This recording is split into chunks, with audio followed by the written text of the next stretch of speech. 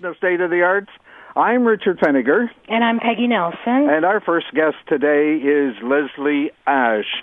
I happened to find her after I read this wonderful article in the Connecticut Post on Sunday by Rosemarie Anner, and I found out she lives in Greenwich, and I got on the phone, and we finally made a connection, and I want to welcome her to State of the Arts. Leslie, welcome to State of the Arts. How are you?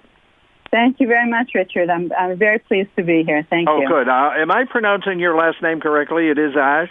Yeah, it's okay, real just simple. like It's ASH, but it has a C in it. Okay. it sounds like Ash, ASH. Okay. Now I have to tell you, I remember Kukla, Fran, and Ollie. I remember Great. Howdy Doody. I saw The Lion King. I saw War Horse. I've seen Sesame Street. And most of these you had an involvement with at one time or another, going all the way back to Kukla, well, I assume it was Kukla, Fran, and Ollie, where you did an internship with Bill Baird. No. Well, actually, Kukla, Fran, and Ollie is actually Bert Tillstrom, and I did not have an involvement with him. Kukla is in the book. Kukla, Fran, and Ollie and Shari Lewis and Bill Baird are all in the book as early influences on Jim Henson and his work. He found those really important. Bill Baird is where the overlap happens between influences on Jim and influences on myself. Okay. I did have the internship with Bill Baird Marionettes at his wonderful theater on Barrow Street in New York City. Okay. Now, let's talk about the new book that you have called Out of the Shadows. What does the title mean? Well, the book is about the Henson festivals and their impact on contemporary puppet theater, and actually that is the subtitle, which kind of sums up the whole book. But Out of the Shadows comes out of the fact that when Cheryl Henson, who was the executive producer of the festivals, and I was producing director, and we were thinking about the festivals, one of the things that was so important to us was that there was so much good work that had been developed. The foundation had already been funding work for the past 10 years before we started the festivals. There was wonderful work for adults, and it was not well known. So it really was. It really is. You could have called it hitting the main stage, shining a light on it, but instead it's Out of the Shadows. So that's the idea. It's really giving it its proper due. All right. Okay. Peg, you want to step in here? Oh, I just want to say that, what's interesting to me about puppets, and I have been fascinated with puppets, I think, my whole life, starting with seeing Shari Lewis on TV, and then having the Sesame Street for my own children, and now having my grandchild be the same interest in the Sesame Street characters and the basic storytelling and the use of the imagination. And I find it so compelling that puppets can tell stories that human beings can't tell. Right. Whether that story is about, and the children can listen to and relate to. It's just fascinating to me. I worked on a show years ago that involved puppets, and it was all about the morals. There was always a moral to the story, and it was always a learning experience. And to be drawn to that yourself, when did that start? Well, actually, it didn't happen when I was a kid, and actually, I do talk about that in the book. In the introduction, I talk about my beginnings. Like many of the artists, because we're really the book primarily deals with adult theater, work for adults, and many of the artists, although there are some who knew at age 5 that they wanted to be a puppeteer, the vast majority, I would say, came to it one way or another as adults. And again, for the reason that you said, that it can tell stories that you can't tell other ways. For me, if you'll excuse this, I was a French major. I was studying French existential theater at the University of Vermont, and somehow studying Ubu Wa and Ionesco's Rhinoceros merged together in my brain with Bread and Puppet, which was a big influence up there at that time, actually still. And I just realized that it was just a very powerful visual medium. Because for me, puppetry is really a union of theater, which can put the ideas into action, and the visual arts, which gives them form. Right, because it involves so many things. It involves characterization. It involves movement. It involves, the creating this whole world. I mean, it sort of brings to mind everything an actor dreams of doing on stage. And then some things the actors can't do. Yeah, it's a true multidisciplinary art. You're absolutely right. I mean, that's one of the things that I think is its part of its strength and part of its great appeal, is that it's utilizing all aspects of theater, visual arts, music.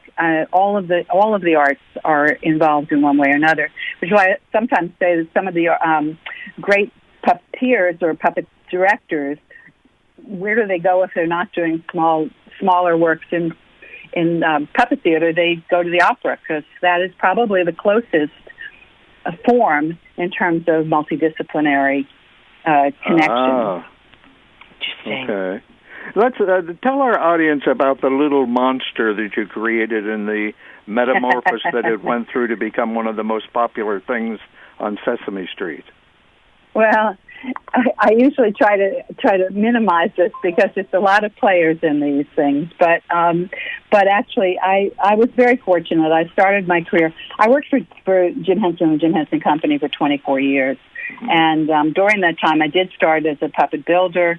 I started out. It was probably going to be a 6-month or short freelance gig, creating shoes for characters on Emmett Otter's Jug Band Christmas and some of the ancillary birds. That grew into some of the other characters, and at one point I was asked, as were many people in the workshop, to create miscellaneous monsters for Sesame Street for a scene that it was needed. And I happened to make this little guy with red fur, and he grew up to be a superstar, and his name is Elmo. So I didn't directly create Elmo, but I did create this little monster that, in the hands of very gifted performers, became the character that we know and love. You're much too modest, Leslie, I think. I really do. Well, there are others I feel like I can take much more direct.